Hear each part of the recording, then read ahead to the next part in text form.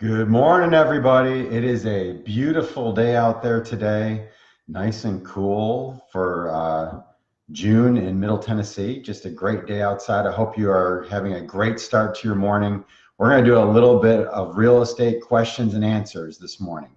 So this morning we're talking about the topic today, should I buy a foreclosure? But before I get into that, let me just say this. As those of you who have watched us before know, our purpose, the purpose of Hafner Real Estate, is to help people like you achieve their real estate goals. And the way we do that is by educating people about what they need to know about real estate so they can make smart decisions. We have a whole YouTube channel full of questions and answers that you can go find out if you're looking to buy a house, if you're looking to sell a house, if you're refinancing, if you're an investor, if you're building new construction, whatever you're doing. We're here to help you be a better educated consumer so that you can make wiser decisions so that real estate can be a blessing to you. If you make unwise decisions, real estate can be a real curse, and we don't want to see that happen. But if you make good decisions, real estate is a huge blessing. There is no other investment I know of that can build wealth for people more quickly than real estate. It is the best way for people, just average people who buy a home instead of renting, where that equity keeps building up month after month, year after year, and then all of a sudden you've owned a house for 10 years and you've got $300,000 in the bank, where if you had rented all that time, you've got nothing to show for it. So real estate, I am a huge believer in the power of real estate and in how good a thing it is for people to be able to build wealth just by living their life and living in a house instead of living in an apartment. So having said all that, if you know anybody who is thinking of buying or selling, please share this with them. Put their name in the comments so that they can do a link to the comments so that they'll know, tag them so that they know to come check it out.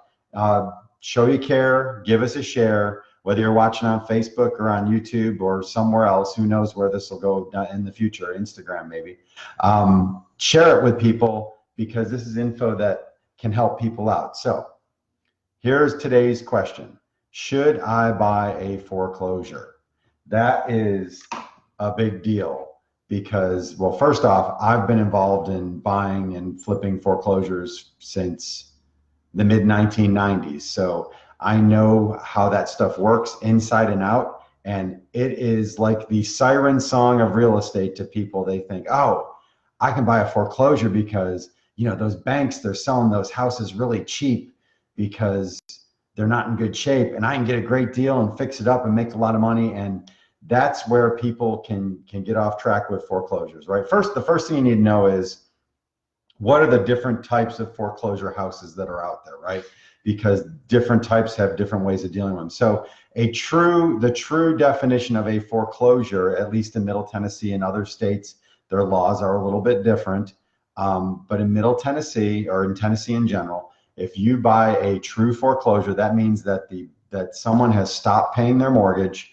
The bank has gone through a process whereby they take that house back to put it up on the basically on the courthouse steps. They have an auction. An attorney comes out as substitute trustee.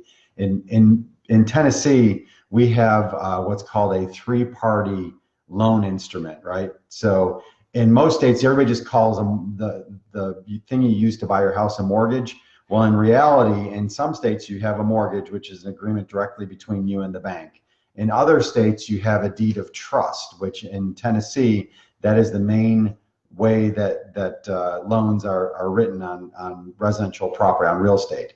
And the deed of trust, basically, the bank and the individual, they have an agreement with a trustee, who that trustee is then involved, is then the person who it goes, it's very complicated. I'm not going to go through all of it right now because we're talking about foreclosures, but the idea is you have that trustee who's in charge of that transaction. And so if a bank wants to foreclose in Tennessee, they appoint a substitute trustee who is an attorney whose job is to go through the legal process to do that foreclosure. And then normally on the courthouse steps, that attorney will conduct an auction of the property. And that's a true foreclosure. With a true foreclosure, you're not going to have any title search done. So you're buying that house subject to whatever clouds on title there are, whatever issues there are, whatever claims anybody has on that property. So you better do your research before buying it. Number two, in almost every situation, they're expecting cash. So you're paying cash for that property if you're the winning bidder. And that in some cases, they want that cash with you when you buy the house. Now, that doesn't mean you bring a briefcase full of cash. It means that when you go to the courthouse steps to buy that foreclosure, you're going to have a cashier's check, several cashier's checks probably, for what's your minimum bid that you're going to make, and then in $5,000 or $10,000 increments above that. So if you are the winning bid, you can hand over some cashier's checks to that trustee, and then they're going to then sell you the house. So here's the danger of buying a true foreclosure, right? A true foreclosure like that, like I said, there's no title search. So you don't know if you're buying a first lien or a second lien, or if there's someone who's filed another lien on that property. If the IRS has filed a lien against that person on that property, the state of Tennessee could have a tax lien on there. So if you're buying a true foreclosure, you need to make sure you do a thorough title search before you plunk down that money. I used to go to the courthouse steps on a regular basis back in 2000 to 2010. And I regularly saw people who showed up there. They had taken some course on how to buy foreclosures, and I'd see them bid on a second lien, which means that you've bought that house subject to that first lien still being in place, which can be a financial disaster. Or I've seen them buy a house that had a tax lien on it, IRS lien, which can take 4 to 6 months to remove, or the IRS could choose to come in and seize the house and you're out of luck. I've seen people buy properties that have all kinds of fixture filings on there, which some fixture filings are not wiped out by the foreclosure, but we don't need to get into all the details of that kind of foreclosure, because when most people talk about foreclosures, buying foreclosures, they're talking about bank-owned property. So if you're interested in the type of foreclosure on the courthouse steps, private message me, give me a call, make a comment in the comments, and we can talk about that separately in more detail. I'm happy to do that. But the type of foreclosures that most people are talking about are bank-owned property, which have already gone through the foreclosure process. Nobody bought them on the courthouse steps, and the bank ends up owning that property. Another term for that is REO, which stands for real estate owned. Bank-owned properties, whatever you want to call it, that's what a lot of people are referring to. So two kinds that are out there are HUD homes, which that means that the owner who lost the home in foreclosure had an FHA loan on the property, they lost it, and as you may know, FHA loans are insured by the government, meaning that when the bank forecloses, the federal government's going to step in and give them the amount of the loan back and then take that house from them. So the bank is basically made whole, because the government insures those FHA loans because they want to open up the door for more people to be able to become homeowners. That's a whole nother topic. So we're not going to talk about that. So if HUD owns it, there's a very specific process that you go through to buy a HUD home. And there's going to be, they have a bidding process where everybody puts in bids. You don't know if you're competing against other people, if you're the only one bidding. There's a process where owner occupants have the first chance to buy it for a period of time before investors are allowed to buy it. And that's a process where it's different than the typical real estate process, but it's not very difficult if you have someone who knows what they're doing in buying a HUD house. So when you make your offer on a HUD house like that, well, we'll get back to that in a second. Then there's also just regular bank-owned properties, which are just listed by a normal agent on the MLS, or you'll see some that are listed through auction companies, and that's a whole nother animal, where if you buy it through those auction companies, that can be a little more challenging, because sometimes the way the auction is set up, the owner of that property, they take bids, and then if the bid isn't what they want, they'll restart the auction over again. I've been involved in some of those where it's very, very frustrating to try and buy a house that way. So I can't think of the names. Hubzu, I think, is one of them, but there's a few of those out there that they do auctions that way, and that's another way you can buy those properties. But regardless of how you buy it, whether it's through an auction site, a HUD home, a bank-owned property listed by an agent, here's what it comes down to if you're thinking of buying a foreclosure, right? Right now, we are in a great seller's market.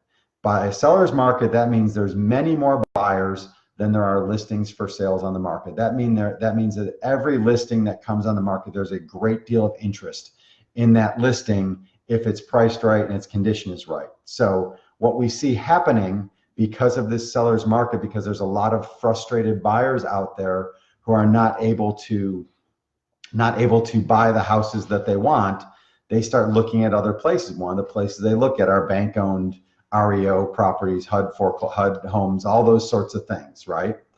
And so what that does is that pressure pushes up the prices of those properties where people are buying them, where normally you would think you could buy a foreclosure that has some work to be done.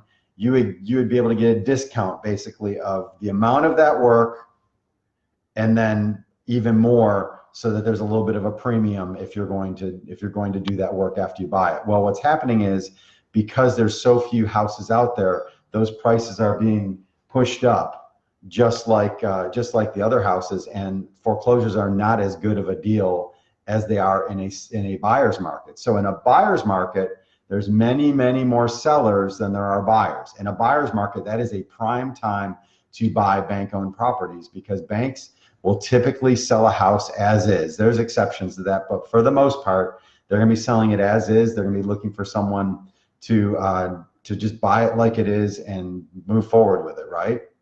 So if you're in a buyer's market where there's lots and lots of listings out there, that forces the banks who have the least desirable properties in the marketplace because of their condition, that forces them to start lowering that price, which gives you great opportunity to be able to buy a house below market, where you can get some sweat equity, where you are able to go in. Not only do you get discounted what the repair amount is, but you get discounted premium, because people don't want to buy a house that's not move-in ready. So in a buyer's market, you can buy a foreclosure property and get a great deal on it many times, and then go in and fix it up and have equity in the house, flip it, whatever it is you're going to do with it afterward. In a seller's market, those prices are pushed up. It is much harder to find something. So let me just give you a tip or two about buying foreclosures. If you're going to buy a bank-owned property, you want to do a thorough examination of what work is going to need to be done. You want to get firm bids on what that is going to cost, or a good idea of what that's going to cost. And if you are buying it to flip, you better make sure you have a big cushion in there, so that you can make some profit, and so that if there's unexpected expenses, it doesn't eat everything up. If you're going to be a homeowner and you're buying that to get sweat equity, I'm going to look at that foreclosure and the work that needs to be done, and I'm going to compare it to another house that's on the market that's move-in ready, that doesn't need the work, and what is the total cost going to be on the foreclosure house after the work is done, versus what is the total cost of a house that's ready to go, and is that difference enough to make the foreclosure worthwhile? So foreclosures can be a good option to buy, especially if you're handy yourself and you don't mind living in a work zone as you do it yourself. If you can do all the work yourself, then there are some great deals that can be had, where you can buy it and you can work on it and you can live there and you can build that equity for yourself. You're probably not going to, except unless you're lucky enough to find one that is just a good option, where it needs some work done that other people are afraid to do, or afraid to buy the house because of that work. You're going to see those prices are a little bit higher, and flipping those are a lot harder to do, especially here in Rutherford County, Davidson County, Williamson County, Wilson County. Those areas, the prices have such upward pressure on them that a foreclosure is not necessarily a great move, unless you just love the house or love the neighborhood, or you're using it as a way to get into a neighborhood that you can't normally get into for whatever reason. So should I buy a foreclosure? The answer to that question is a firm maybe. So make sure you do your due diligence. If you're going to the courthouse steps, make sure you're checking the title, that you're not buying a second, all those things. If you are buying it to have some sweat equity, make sure that the cost of those repairs and the time and effort you're putting in is not more expensive than just buying a house that's ready to go. So those are my tips on considering foreclosures. If you have other questions, this is an area that I have a lot of expertise in distressed property. I know it inside and out. So get with me, ask a question in the questions down below. Thanks for joining me, and we'll see you again soon. Have a great day. Enjoy this beautiful weather we've got today.